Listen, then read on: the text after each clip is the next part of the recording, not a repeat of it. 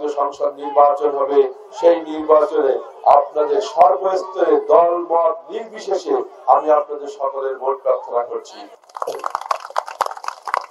আর প্রিয় কাঠি ইউনিয়নবাসী, আপনারা হেলায়, আপনারা যদি অবহেলা করে আমার পাশে না থাকেন, আমাকে ভোট না দেন, আপনারা বঞ্চিত হবেন।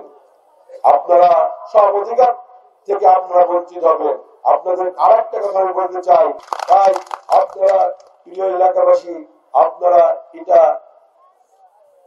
সবাই এক একজন বাবর হয়ে আপনারা যেখানে যাবেন সেখানে যে আপনারা প্রচার করবেন যে বাবর আমাদের সন্তান, বাবর আমি বাবর, বাবর আমার ছেলে, বাবর আমার ভাই, বাবর আমার চাচা, বাবর আমার মামা।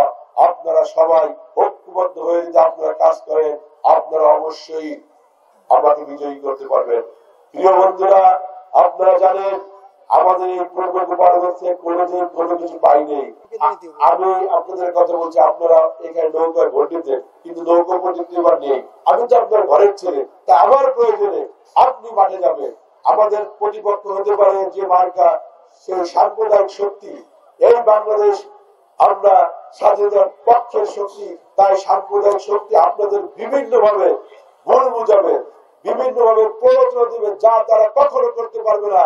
আমি যে আপনাদের কথাগুলো বলেছি, এইগুলো আমার সাধ্যের মধ্যে, এইগুলো আমি অবশ্যই বাস্তবায়ন করতে পারবো। কিন্তু অন্য যেসব প্রার্থীরা আছে, তারা যে কথা বলবে সেই কথা কিন্তু সাধ্যের মধ্যে না, সেইগুলো গতানুগতিক কথা বলে যাবে। আমি হাসপাতালের কথা বলছি, ওটা আমার পক্ষে সম্ভব। আমি আপনার স্কুলের কথা বলছি, ওটা আমার পক্ষে সম্ভব। আমি বোর্ড অফিসের কথা বলছি, ওটা আমার পক্ষে সম্ভব। আমি আর আপনাদের এলাকার যে সমস্যা আছে, আমি ইনশাআল্লাহ ওই সব সমস্যার সমাধান আপনাদের আমি করে দেবো।